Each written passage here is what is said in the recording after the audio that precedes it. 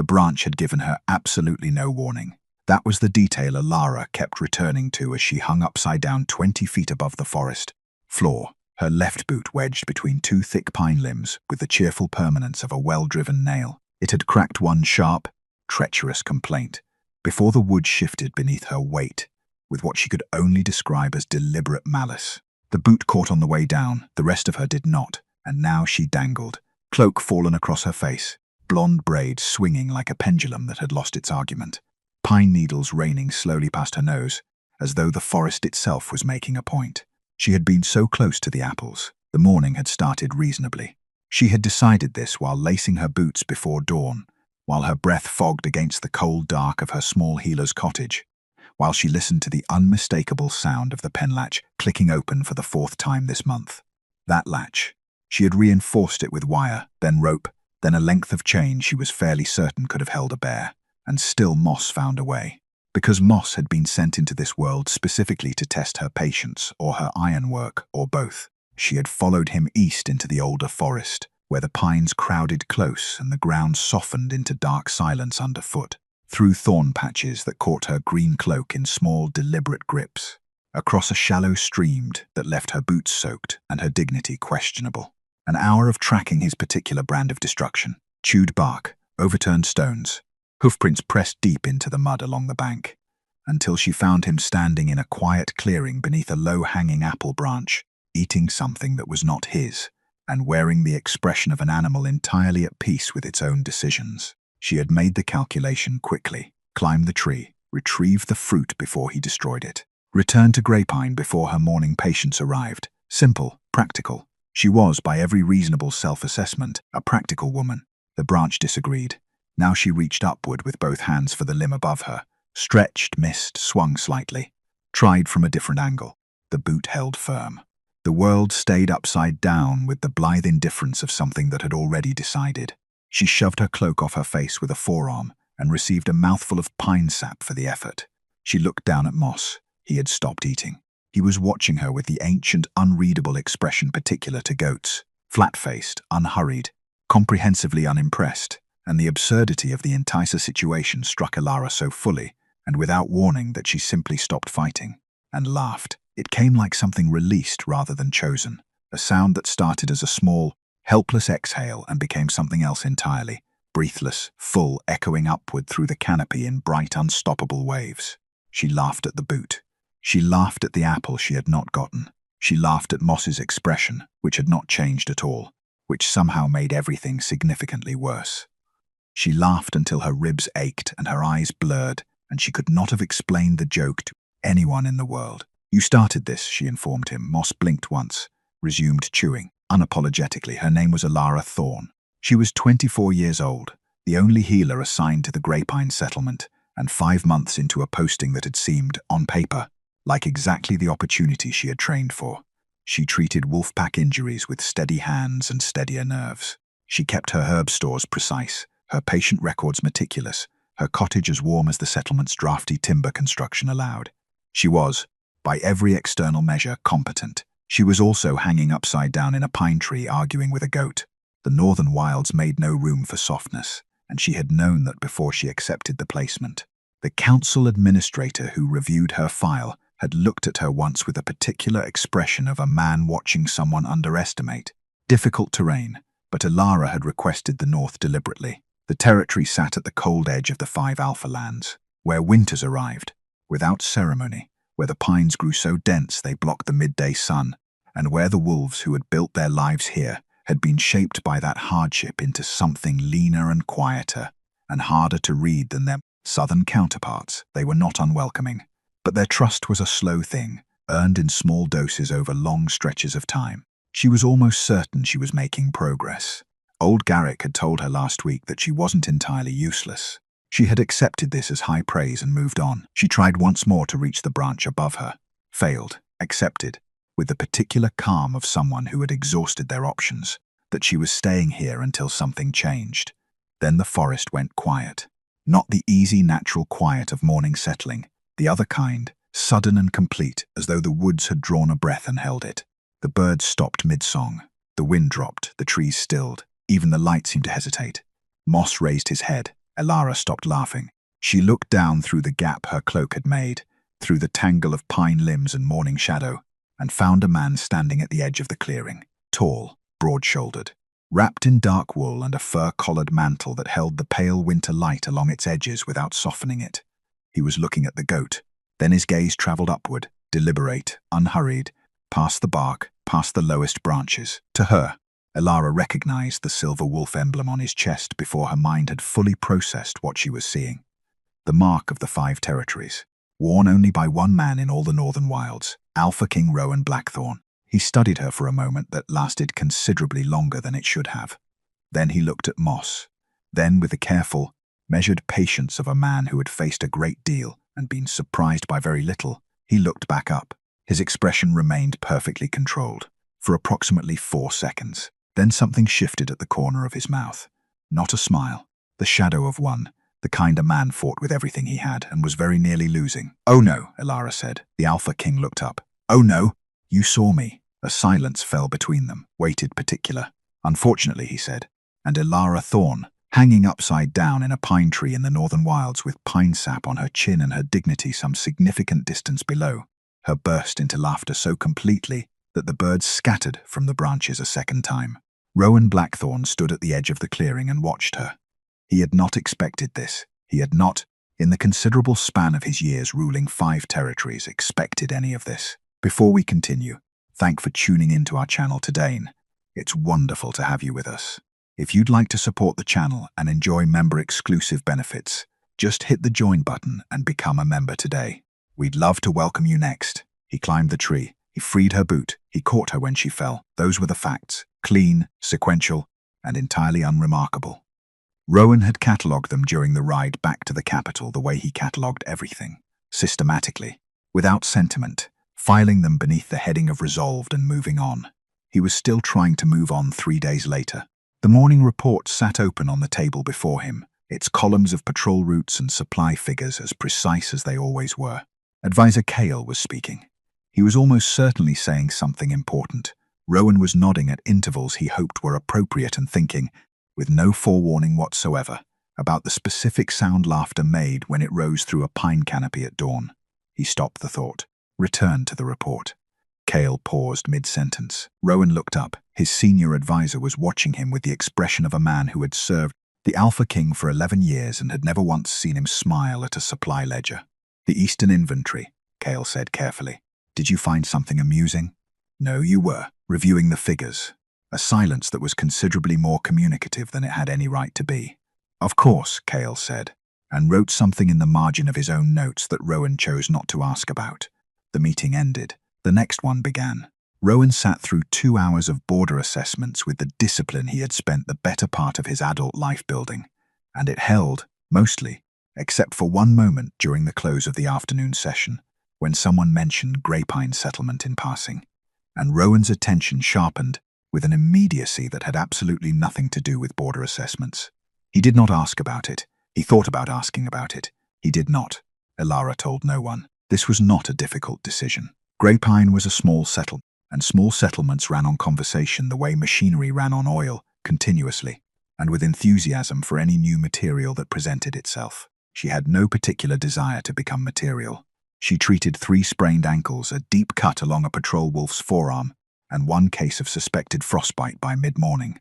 She restocked her herb shelf. She wrote 2 patient notes in her careful, compact script. She moved through her work with the practiced efficiency of someone who had learned early that steady hands and a clear head were more useful than almost anything else she could offer. She did not think about the clearing. She thought about the clearing constantly, not the embarrassing part. She had made a reasonable peace with the embarrassing part. It was the other things that kept surfacing without invitation. His voice, quieter than she'd expected from a man who held 5 territories in his hands, asking, "Are you injured?" with what seemed like genuine concern rather than obligation. The way he had assessed the situation and simply solved it. No drama, no commentary, just calm efficiency applied to the problem of an upside-down healer, as though this were a perfectly ordinary thing to encounter on a morning patrol. And the corner of his mouth. She kept returning to that detail against her better judgment. The way he had fought the smile and nearly lost. The way it had made him seem, for just a moment, less like the weight of an entire kingdom and more like a man who found the world occasionally, reluctantly funny. She was being ridiculous. She filed the thought under ridiculous and went to check on Garrick. The old wolf was sitting up in his cot with the particular expression of someone who considered bed rest an insult to his character. He was 81 years old, had survived 3 border conflicts, and was currently losing his longest-standing battle against a knee that had stopped cooperating 2 winters ago. He greeted Elara the way he always did, by informing her that he felt fine, that she worried too much, and that the compress she'd left was too cold. "It's supposed to be cold," Elara said. "Then it's supposed to be unpleasant. Those are often the same thing." Garrick squinted at her. "You're in a strange mood. I'm in my normal mood. Your normal mood doesn't have that look." She checked his knee with careful, practiced fingers and did not ask what look he meant. He told her anyway, because Garrick had never in his life required an invitation to offer an observation. "Distracted," he said. "Something happened?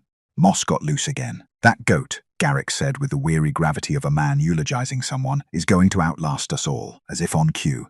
A sound rose from the direction of the supply house. Petra's voice, sharp and carrying, deploying the specific vocabulary she reserved for moss-related incidents. Elara closed her kit, offered Garrick a dry look that he received with satisfaction, and went to manage the situation. Moss was standing on a crate of winter herbs, eating something that was not winter herbs, and wearing the expression of an animal who had never once experienced remorse. "Get down," Elara said. He looked at her. She thought, with no intention of doing so, about the clearing, about hanging upside down, about a man at the tree line who had looked from the goat to the tree to her, and kept his expression perfectly controlled for almost 4 seconds. Almost.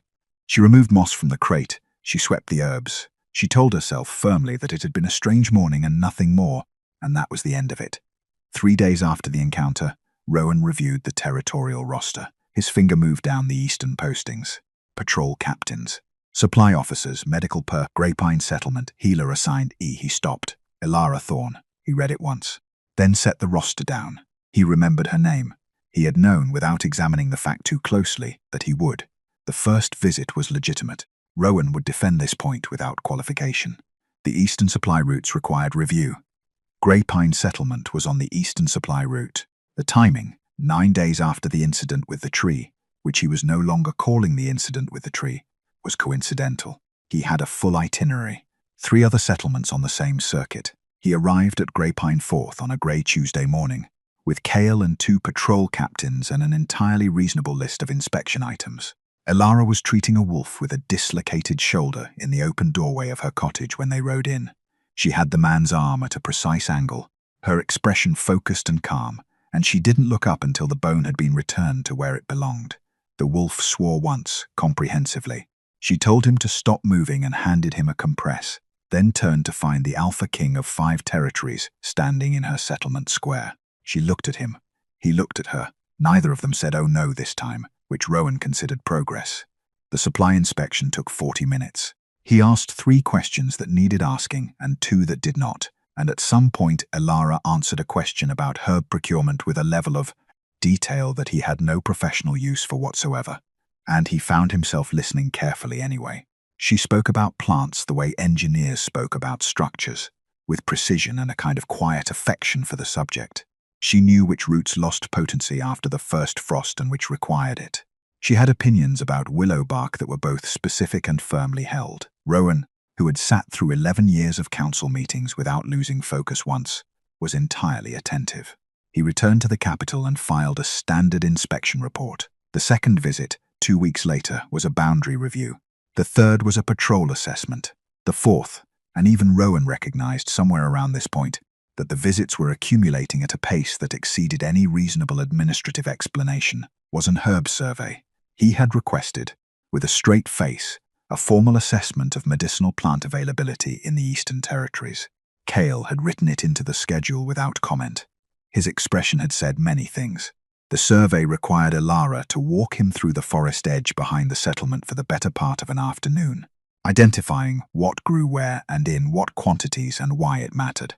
She moved through the trees with the particular ease of someone who had learned a landscape by spending real time in it, not inspecting it but actually inhabiting it. She crouched in the pine duff to show him a cluster of something small and grey-green and important. She talked about soil drainage. She corrected a misidentification he made with the brisk patience of a woman who had corrected the same mistake in new students before and saw no reason to be delicate about it. He was not accustomed to being corrected. He found it remarkably not unpleasant. What struck him across these visits was not any single thing, but the accumulation of them. The way she greeted every patient with the same focused attention regardless of rank, the old and the young, the high-standing and the low. The way she accepted no credit for outcomes that had clearly required significant skill and effort on her part, redirecting praise toward the patient's own recovery with a deflection so practiced it had become instinct. The way she ran herself, quietly and without complaint, to a level of exhaustion that no one seemed to notice except him, because he had begun, without meaning to, paying attention to the details of her. The shadows beneath her eyes on days she'd been called out before dawn. The ink that appeared on her left hand when she'd been writing patient notes. The specific quality of her focus when something was wrong that she hadn't yet solved. A stillness around her eyes while the rest of her face continued normally. He noticed these things, then noticed that he was noticing them, then found the entire situations considerably more unsettling than he would have preferred. Elara noticed other things. She noticed that the Alpha King of the 5 territories always arrived personally, when any of these inspections could have been delegated to a territorial officer without comment. She noticed that he returned details she had mentioned in passing weeks prior, a patient name, an herb shortage, an opinion she had barely formed aloud before the conversation moved on, with the ease of someone who had actually been listening rather than waiting for his turn to speak. It was a small thing. It should not have been as disarming as it was. She mentioned it to no one, not Petra, who noticed everything, not Garrick, who would immediately develop opinions, not the patrol wolves who were starting to recognize the Alpha King's banner in the road and straighten their posture with an enthusiasm that suggested they found his visit significantly more exciting than she was willing to admit she did. She was professional. She was appropriate. She answered his questions and showed him her supply records and explained the Eastern herb distribution with the same composure she brought to everything. She decided, handling it very well. On the 5th visit, a water source assessment, which was the thinnest pretext yet, and both of them understood this perfectly. They walked the stream path east of the settlement in companionable quiet. Then Elara noticed something at the edge of the bank and stopped. Moss was standing in the stream, knee-deep, eating a plant she had specifically transplanted to that location 3 weeks ago because it required particular moisture conditions and was extremely difficult to cultivate and had taken her most of the autumn to establish. She said nothing for a full 3 seconds. Rowan looked at the goat, then at her expression. "That looks valuable," he said. "It was he. He knows exactly what he's doing." Her voice was perfectly level. "He always knows exactly what he's doing." Moss pulled a second mouthful free with visible satisfaction. Something broke loose in Rowan's chest. He laughed, a real one, unguarded and sudden, the kind that arrived before a man had any chance to decide whether to allow it. Elara turned the sound. He was looking at Moss, still laughing, and he looked entirely unlike a king. She smiled before she could stop herself. It became something larger. Then they were both laughing at the goat standing in the stream, eating her medicinal herbs, and the sound rose through the winter trees in a way that felt, to both of them, like something irrevocable. Rowan was still thinking about it on the ride home. He finally and fully admitted to himself, been looking for reasons. He was going to need better ones. It happened gradually, and then all at once. The way most things did, Elara was beginning to understand where Rowan Blackthorn was concerned. There was no single moment she could point to, no conversation that functioned as a door swinging open. It was quieter than that, an accumulation of small, unremarkable details that added up, over the span of several weeks, to something she hadn't anticipated and wasn't entirely sure what to do with. The discovery that he walked slowly through the forest, not from lack of purpose, but because he was actually looking at it. The way he asked questions that suggested he had considered the subject before raising it. The particular patience he showed with Garrick, who was suspicious of everyone and made no effort to conceal this, and who had, nevertheless, by the 3rd visit, begun saving observations specifically to deliver to the Alpha King. She stopped seeing the silver emblem first, then the authority, then the legend that preceded him across 5 territories like weather arriving before a storm. What remained was a man who drank his tea without comment when it was too strong, remembered the name of every patient she mentioned, and had. She discovered on a Tuesday afternoon walk along the forest boundary, an entirely unexpected opinion about the organizational failures of northern herb trade. It was of all things the herb trade that started it. She had been explaining the supply problem, how the eastern settlements received whatever the central depot deemed sufficient, rather than what the local healers had actually requested, a system designed by people who had never treated a patient in cold weather and showed it, and she had expected polite attention. The kind a man offered when he was listening to something he considered minor, but wanted to appear interested in. Instead, Rowan said, "The requisition structure hasn't been reviewed since my father's administration," with the tone of a man making a note about something that genuinely required fixing. She looked at him. "That's 20 years of accumulated assumption," he added. "Yes," she said, "exactly that." A small silence. "Tell me what you actually need," he said. "Not what the form allows. What you need," she told him. He listened without interrupting, which was rarer than it should have been, and when she finished, he asked 2 precise follow-up questions that confirmed he had understood all of it. She walked back to the settlement feeling faintly unbalanced in a way she could not immediately diagnose. That was when it started to shift. She learned about his mother by accident. They were walking the ridge path above the settlement, a 6th visit, the pretext for which had been so thin neither of them acknowledged it. When they passed a stand of pale birch trees, and Ilara mentioned, offhandedly, that her mother had loved birch forests, had called them winter trees because they were brightest when everything else was bare. Rowan was quiet for a moment. "Mine too," he said. She looked at him. The past tense had not escaped her. "She died when I was 9, he said. Not with grief exactly. The grief had been processed long enough ago that what remained was something quieter. Fact worn smooth by time. My father ruled for 6 more years before the border conflict. She knew the history. Everyone did. The border conflict that had left the kingship to a 15-year-old with no preparation and no margin for error, surrounded by advisors who were testing the edges of him before he had fully grown into his own name. "That's very young," she said carefully. It was. A pause. "You learn to appear certain before you are." She thought about this. "And after a while you're not sure which one you're doing anymore." He looked at her sideways. Something shifted in his expression. Recognition, she thought. The particular kind that arrived when someone named a thing you had never said aloud. "Yes," he said quietly. "That." They walked in silence for a while, and it was the comfortable kind. She told him about her brothers later. Not planning to, not building toward it, simply because the conversation arrived there naturally, in the way conversations did when both people had stopped performing for each other. 2 older brothers, lost to a fever the winter she was 16. Her parents the spring after.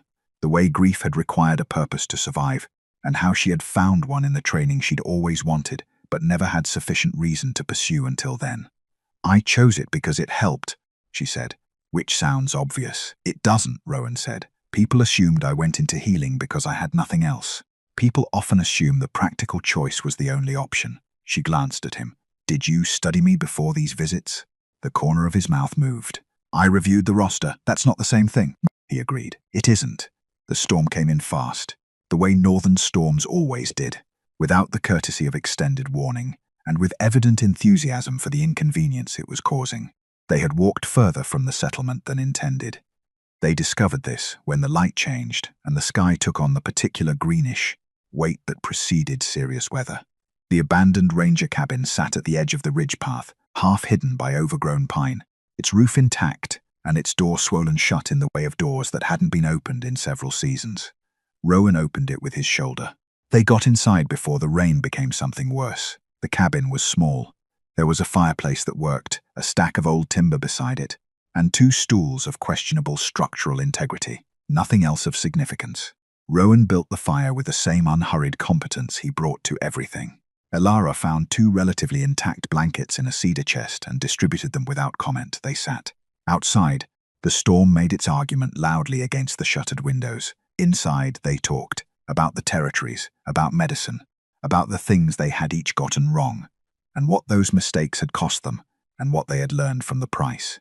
The fire narrowed the cabin down to amber and shadow, and the hours moved without either of them tracking them. At some point, the conversation lapsed into comfortable quiet. The storm eventually softened to rain. Neither of them pointed this out. The rumors started, as most things did in the capital, with someone who had noticed something and told one person in confidence. The confidence lasted approximately 2 days. By the 3rd day, it was a conversation.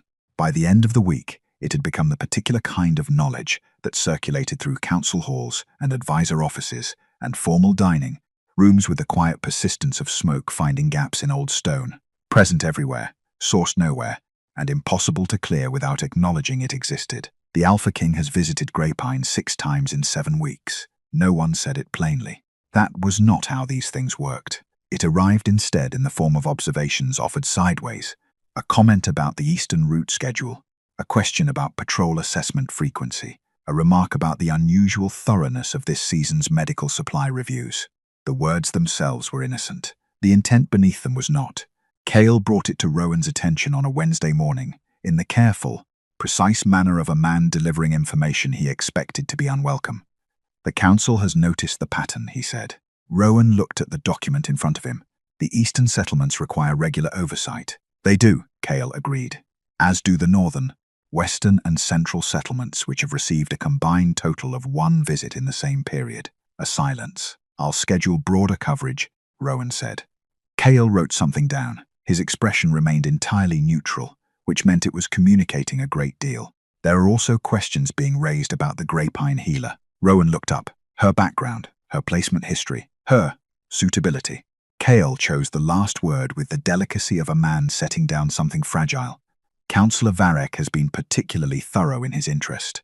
Varek had been on the Territorial Council for 19 years.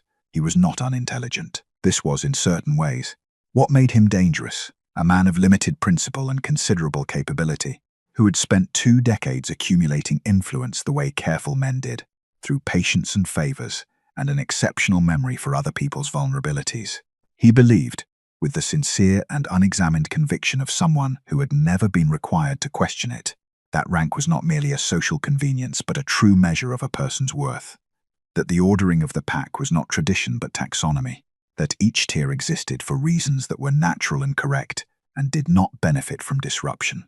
A low-ranking healer from a border settlement occupying the Alpha King's attention occupied, in Varek's view, a category of problem that required resolution. He had been quiet about it at first, watching, collecting. The visits were documented in the official schedule.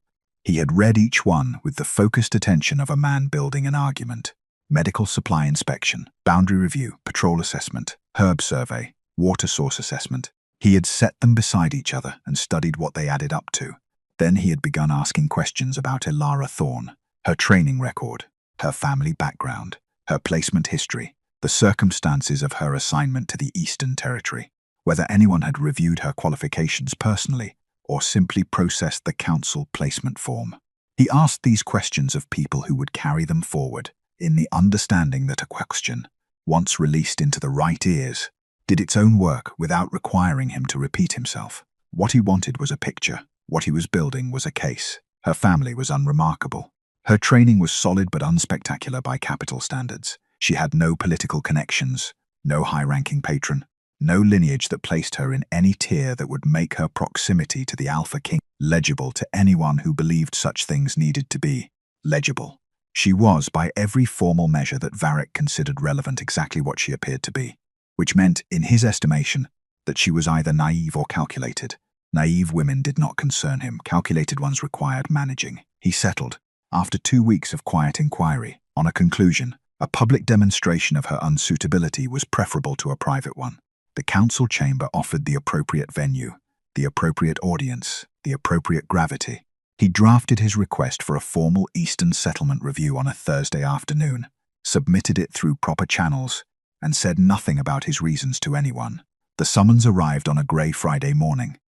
Elara was writing patient notes when Petra knocked on the cottage door with the expression she reserved for things she found suspicious, which was a reasonably broad category but which had a specific quality when the suspicion was serious.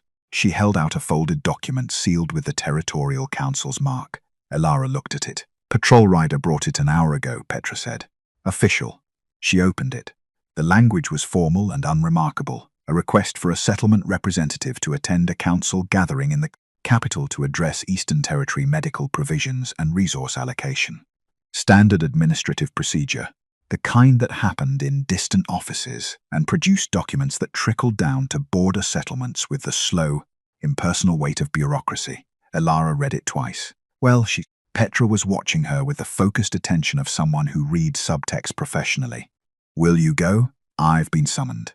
"That's not generally optional." "No," Petra said, "but you could send a written report. Standard practice for remote healers." Ilara folded the document and set it on the table. A settlement representative. The phrasing was careful, neutral. It said nothing about why a routine resource review required personal attendance from a border healer who had never been summoned to the capital in 8 months of posting. It said nothing about why the summons had arrived the week after Rowan Blackthorn's 7th visit to Greypine. It didn't need to. She looked at the seal again. "I'll go," she said. Petra's expression shifted into something that looked quietly and unmistakably like concern. The council chamber was designed, Ilara suspected, specifically to make people feel small. It was not accidental. The ceilings were high and the windows narrow, which kept the light spare and directional, falling in pale columns that illuminated the long table and left the edges of the room in shadow. The chairs were arranged in a configuration that placed the council members along 3 sides of the table, and the presenting party at the 4th, standing, facing all of them at once. There was no chair at that end. She had noticed this immediately. She stood at it anyway, with her notes in one hand and her satchel over her shoulder, and the composed expression she used when a patient was frightened and needed someone in the room to appear certain. The chamber held 14 council members, 3 territorial advisors, 2 scribes, Councillor Varek, who sat at the center of the long side opposite her, and who had the particular stillness of a man who had arranged something and was waiting for it to unfold, and Rowan Blackthorn, who sat at the head of the table and who had, when she entered, looked at her once with an expression she couldn't fully read before returning to the document in front of him. She had not known he would be present. She filed this information away and focused. Varek opened the formal proceedings with the tone of a man conducting something routine. He was good at this, she noted, the bureaucratic register, polite, precise, entirely without warmth, that framed what was happening as administrative necessity rather than what it actually was. He walked through the formal introduction of the session's purpose, a review of Eastern's settlement medical provisions and resource allocation. He noted pleasantly that Greypine's healer had been good enough to attend personally. He thanked her for the journey. Then he began. The first questions were structural: supply quantities, patient volumes, treatment categories broken down by type and frequency. She answered them directly, citing figures she had prepared and others she carried from memory because she reviewed her records every week and had done so for 8 months without interruption. Varek listened, made notes, nodded occasionally. Then he shifted. "Your training was completed at the Arnfield Institute," he said. "Yes, a regional institution." The modifier was gentle. It did considerable work. "One of 12 accredited healing institutes in the territories," Ilara said, in the same tone she had used for the supply figures. "The Arnfield program has a 5-year completion requirement and a clinical placement record that ranks 3rd in graduate outcomes among all accredited institutions." A brief pause at the table. Varek moved on. "Your placement to Greypine was through the standard council lottery." "It was. You had no prior experience in Northern Territory conditions." "I had no prior posting in the North," she said. "The preparation for cold climate, trauma management and frost-related injuries is covered in the 3rd year of the Arnfield curriculum. I supplemented it with independent study before the placement began." She paused. "I can provide the reading list if it's relevant."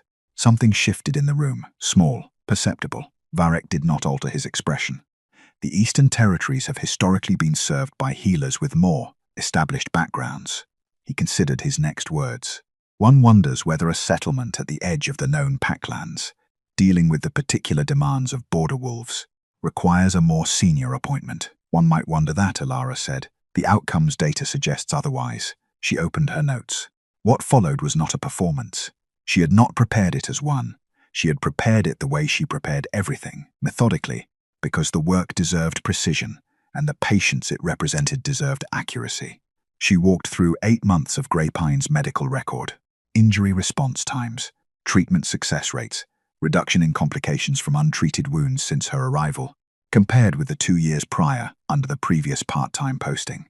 The herb supply reforms she had implemented with the Alpha Kings, administrative support, which had reduced critical shortages by 60% and eliminated 3 incidents of treatment failure that the records from the previous year documented plainly. She cited figures. She explained clinical decisions. She answered every follow-up question from the table with the specific, evidence-grounded patience of a woman who had spent 8 months keeping difficult wolves alive and had the documentation to demonstrate it. The room was very quiet by the time she finished. Not the strained quiet of an audience enduring something. The other kind. The kind that followed something that had been said clearly and landed fully. Councillor Marin, who sat 3 seats from Varek and had said nothing until this moment, asked a question about cold weather fever treatment. A genuine one. Ilara answered it. 2 other council members followed with questions of their own. Practical, specific, the kind people asked when they were actually interested in the answers. The conversation moved away from Varek's architecture entirely and became something else. He attempted once more, near the close of the session, to redirect it. A remark about the administrative irregularity of frequent Alpha King visits to a single border settlement. Implication neat and plausible and clearly placed. The Alpha King's visits resulted in a supply reform that directly improved patient outcomes, Ilara said. I've documented those outcomes in the report I've submitted to this chamber. She looked at Varek calmly. If there are concerns about the administrative process, the records are available for full review. The silence that followed had a different quality than the others. Marin made a note. 2 advisors exchanged a look. Varek said nothing further. The session closed. Rowan did not speak to her until the chamber had emptied. He stood when the last advisor filed out and looked at her across the length of the table. She was organizing her notes with the composed efficiency of someone finishing a task, and he watched her for a moment before she looked up. He had not been proud of her performance. That was not quite the word. Pride implied she had done something unexpected. What she had done was precisely what he had known she would do. Had known from the first visit and the second and the 6th, had known since the herb survey and the rain cabin and every conversation in between. She had simply shown them what she already was. The distinction mattered to him. The supply reform documentation was thorough, he said. Ilara looked at him steadily. I thought it might be useful. A pause. Varek won't stop, she said. Not a question. No, Rowan said honestly. She nodded once, with the particular composure of a woman who had expected this answer and was deciding what to do with it. The political attacks, when they resumed, were more precise than before. Varek had recalibrated. The council chamber approach had not produced the result he intended, and he was not a man who repeated unsuccessful methods. What followed instead was quieter and considerably more targeted. Questions raised in closed. Advisor sessions about decision-making transparency, about the appearance of favoritism in territorial resource allocation, about the protocol implications of a ruling alpha's repeated personal involvement with a single border posting. None of it named Ilara directly. It didn't need to. The shape of what it was saying was clear enough. Rowan received 3 formal written inquiries in the fortnight following the council session, each one carefully worded and technically legitimate and transparently to create record of concern. He answered each with equal care and equal transparency, and felt with growing clarity that he was tired of the performance. He had been performing, in one form or another, since he was 15 years old. He was 31 now. He rode to Grapevine on a Tuesday without scheduling it. No inspection pretext, no survey requirement, no entry in the official itinerary that KL managed with the resigned thoroughness of a man who stopped asking questions and started simply documenting. He arrived mid-morning. The settlement was quiet in the particular way of cold, clear days when the frost had come in overnight, and the world had a sharp, bright quality that made everything look freshly made. Ilara was at the edge of the eastern tree line, collecting something from a low shrub with a small knife and the focused attention she brought to tasks that required care. She heard him and turned. They looked at each other for a moment without the intermediary of pretexts. There's no official reason for this visit, he said. She waited. I'm aware of that, he added. Ilara looked at him for a long moment with the expression she used when she was deciding how honest to be. He had come to know this expression well, the slight stillness around her eyes while the rest of her face remained neutral. I know, she said. I've known for several visits. Yes, the water source assessment was not about the water, she said. A pause. I know what water looks like. Something loosened in Rowan's chest. Not suddenly, the way ice loosened in early spring, gradually, inevitably, as though it had always been going to, and had simply been waiting for the conditions. I've been looking for reasons, he said. I no longer want to look for reasons. She set the knife carefully into her satchel. She didn't speak immediately, and he had learned to read her silences the way he read difficult terrain, with patience, without projection. I replay our conversations, she said finally. not looking at him. Then, with the precision of someone choosing accuracy over comfort, all of them, in detail, at inconvenient times, a beat. Petra has noticed my distraction. She hasn't said anything because she is merciful. Garrick has said several things because he isn't. Rowan looked at her profile. The frost-cold air had put color in her face, and she was looking at the middle distance with the expression of a woman stating facts she had arrived at through careful consideration, and was now delivering without embellishment. "I think about you constantly," he said. She looked at him then. "I have since the tree," he said. "Before the tree? Possibly, but I was less clear on the timeline." The corner of her mouth moved. Not quite a smile, the beginning of one. He reached out and took her hand.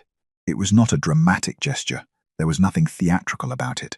He simply closed his fingers around hers where they hung at her side, and she looked down at their joined hands with an expression he couldn't fully name, something between recognition and relief, as though a tension she had been maintaining for a long time had been given permission to release. She turned her hand and held his back. They stood at the edge of the tree line in the cold, clear morning, and neither of them spoke for a while, and it was the most uncomplicated Rowan had felt in longer than he could accurately calculate. The letter from Varric arrived 3 days later. It was addressed to Rowan directly, which was unusual.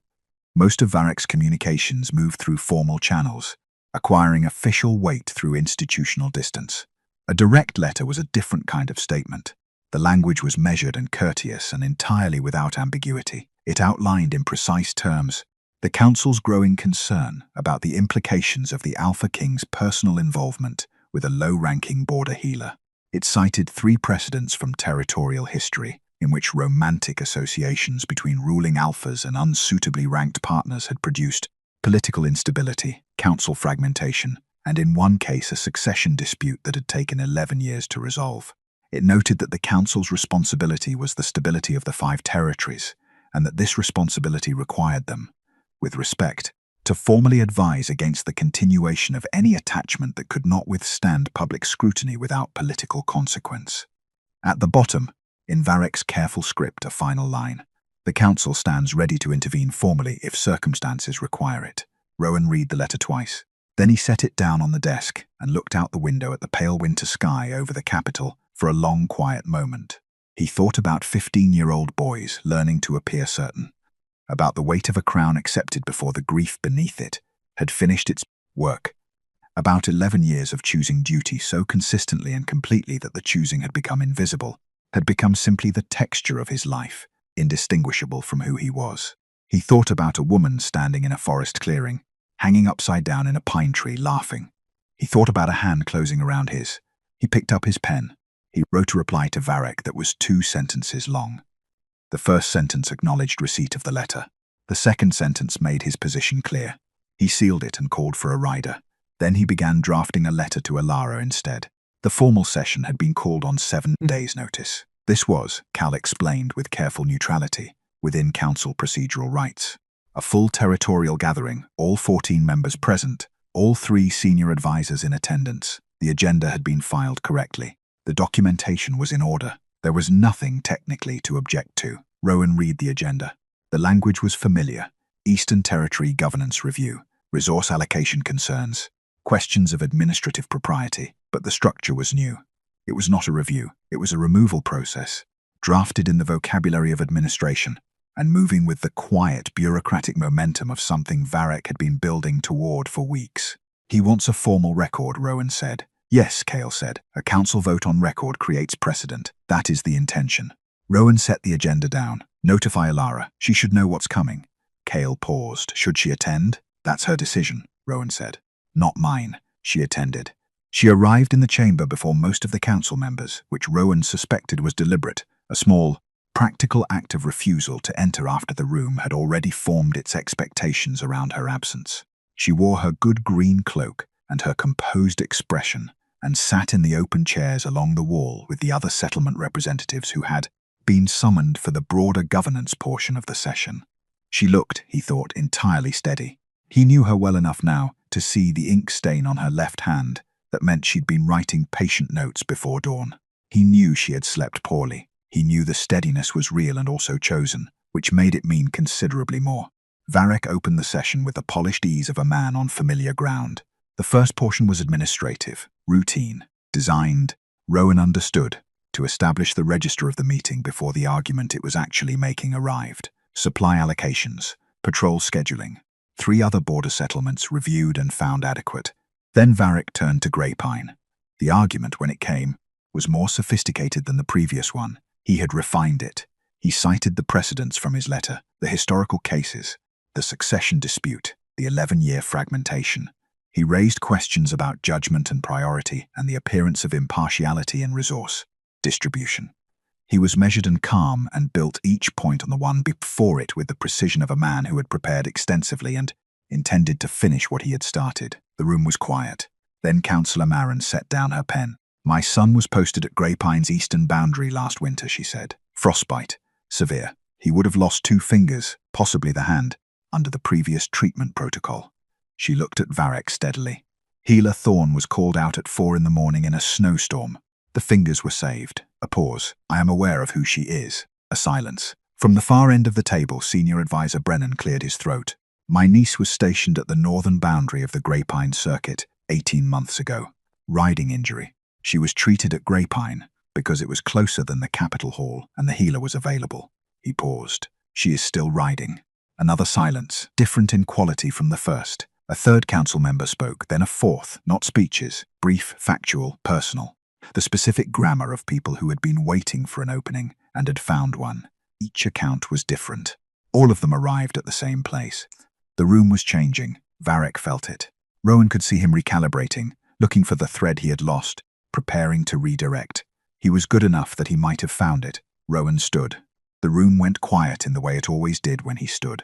He had learned to use this and had generally used it in service of resolution, ending disputes, redirecting energy, closing matters that required closing. "I want to address the council directly," he said. Varric's expression remained controlled. "The political concern being raised," Rowan said, "is whether my personal regard for Elara Thorne represents a failure of judgment." He looked along the table. "I want to be precise about what my judgment actually is." He did not use the careful register, not the administrative language, not the diplomatic construction that distributed accountability across institutional process. He spoke plainly, which was rare enough in this room that the plainness itself held attention. He told them what he had seen, not the visits, the pattern the visits had revealed. A woman who treated every patient as though their recovery was a personal matter between her and the outcome, who had reformed a supply system that had failed the Eastern Territories for 20 years, not because she had been asked to, but because it needed doing, and she was the person present, who had stood in this chamber 7 weeks ago and answered every question put to her with more precision and more genuine knowledge than half the people asking them could have managed. "The question of whether she belongs in proximity to this territory's governance," he said, "was answered by this room 7 weeks ago. The answer was yes." He let that sit. "Then I intend to court her formally. I'm informing the council as a matter of record, not as a request for approval." Varric said, very carefully. "The council's formal position has been heard," Rowan said, and considered. Another silence. Varric looked along the table for support. He did not find it. Marin had returned to her notes. Brennan was expressionless. The 3 members who had spoken looked at Varric with the polite, immovable faces of people who had made their positions clear and were not interested in revising them. Varric said nothing further. Afterward, in the corridor outside the chamber, Elara stood very still. Rowan came to stand beside her. He didn't speak immediately. "You didn't ask me first," she said. "No," he said. "I should have." She was quiet for a moment. He waited. "You said you intended to court me formally," she said. "Yes." She looked at him with the particular expression that preceded her most considered statements. "Then do it properly." He turned to face her fully. Around them the corridor was emptying, advisors and scribes moving toward other obligations, the formal machinery of the hall continuing without them. "Elara Thorne," he said, "will you permit me to court you? Not a performance. Quiet and direct and entirely serious." She looked at him for a moment. "Yes," she said. "Simple. Certain." The way she said most true things. Spring came to the northern wilds the way it always did, without ceremony, and then all at once. The snow retreated first from the south-facing slopes, leaving behind a dark, saturated earth that smelled of cold water and pine resin and something older underneath.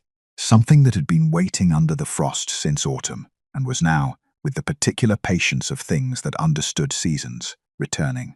The birch trees caught the light differently. The creek ran higher and faster. The mornings arrived earlier, and with them a quality of air that was less like enduring something and more like beginning it. Ilara noticed all of this from the window of what had been, for 3 months now, her office in the eastern wing of the Alpha Hall. It was a good office, south-facing, sufficient light for reading patient notes without straining. A shelf that ran the full length of one wall, and which she had organized with a precision that Rowan had observed once with the expression of a man recognizing a kindred tendency. She had a full herb cabinet now, properly stocked, supplied through the reformed Eastern requisition system that had quietly become a model for the northern and western circuits as well. She had not sought that particular outcome. It had happened anyway, in the way outcomes tended to when the underlying work was sound. He came to find her on a Tuesday morning in the 3rd week of the spring thaw. She knew by his expression that he had something specific in mind. There was a quality to his focus when he was moving toward a decision that she had learned to read the way she read weather, accurately and with appropriate preparation. "Come somewhere with me," he said. "Where?" He looked at her steadily. "You'll know when we get there." She knew before they arrived. The forest was different in spring. The same pines, but altered, the light reaching further, the ground softer, small green things appearing at the base of the trees with the quiet determination of things that had always intended to be there. She recognized the path first, then the slope of the land, then the particular way the clearing opened between the trees. The branch was still there. It hung above the clearing at the same angle, thick and certain, entirely unchanged, 20 feet above the forest floor. The same gap between limbs where a boot could catch if a person were unwise enough to climb the tree in the first place. Ilara stood beneath it and looked up. "You brought me back here," she said. "Yes, to the specific tree." "Yes." She looked at the branch for a long moment, then back at him. "Rowan, you fell in love with me because I got stuck in a tree." He looked at the branch. "Then, no," he said. She raised an eyebrow. "I fell in love with you because you were hanging upside down in a tree and laughing." She opened her mouth. He continued, and his voice had the quality it carried when he was being precise about something that mattered to him. "Most people," he said, "when something goes wrong, when they're embarrassed, or stuck, or caught in a situation they can't control, they contract. They manage the appearance of it. They make themselves smaller and for it to be over." He looked at her steadily. "You laughed." She was quiet. "Not at me. Not for me. You laughed because life had put you somewhere ridiculous, and you found that genuinely funny. The goat was watching you with judgment. You were 20 feet in the air, upside down, with pine sap on your face." Something shifted in his expression, and you laughed anyway. He took a step toward her. I had not seen that in a very long time. I'm not certain I had ever seen it quite like that. Joy without performance, honesty without calculation. You weren't trying to be anything. He paused. You were just completely, entirely yourself. Ilara looked at him. "I fell in love with you before I reached the tree," he said. "Before I knew your name. Before you knew mine properly, I mean, not the emblem me." The clearing was very quiet. The light came through the pines in long, pale angles, and the branch hung overhead where it had always hung, and Ilara felt something settle inside her, with the permanence of things that had been true for some time, and had simply been waiting to be said. Plainly, "You were trying very hard not to laugh," she said. "Very hard. You almost didn't manage it." "I didn't manage it at all," he said. "You were just too far away to hear it." She laughed. It rose through the clearing the way it had the first time, bright and unguarded, and when it faded she found him very close and looking at her with an expression that had nothing managed about it at all. He kissed her beneath the branch that had started everything. It was unhurried and entirely certain, the way he did most things, without drama, without performance, with the quality of something that had been decided and was now simply finally being done. The forest held its quiet around them.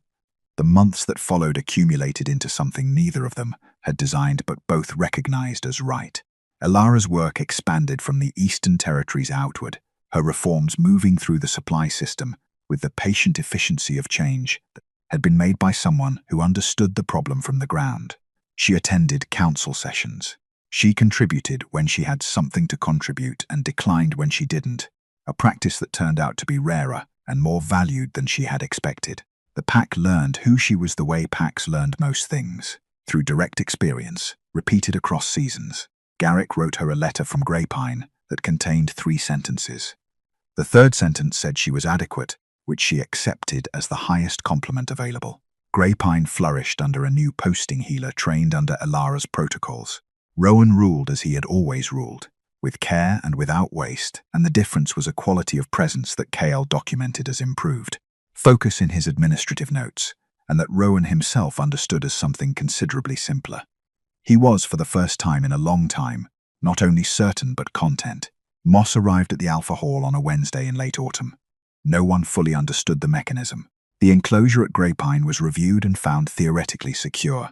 The distance was not short, the route was not obvious. Nevertheless, he was discovered in the eastern courtyard on a grey morning, eating something from the Alpha Hall's herb garden, with the serene focus of an animal who had made a decision and executed it and found the outcome satisfactory. Elara stood in the courtyard doorway and looked at him. Rowan stood beside her. Moss raised his head, regarded them both with his flat, ancient, comprehensively unimpressed expression, and returned to the herbs. "He found us," Elara said. "He did. He came all this way to judge us, apparently." A pause. "He was there at the beginning," she said. Rowan looked at the goat, then at her. "He was." Moss chewed, unapologetically. The branch had trapped her. The laughter had freed her. And love, as it turned out, had found her before she ever touched the ground. To all of our returning viewers, thank you for continuing to be part of this amazing community. And if you're new here, welcome. If you enjoy these stories and would like to support the channel while unlocking exclusive member perks, consider joining our channel membership. We'd love to have you with us.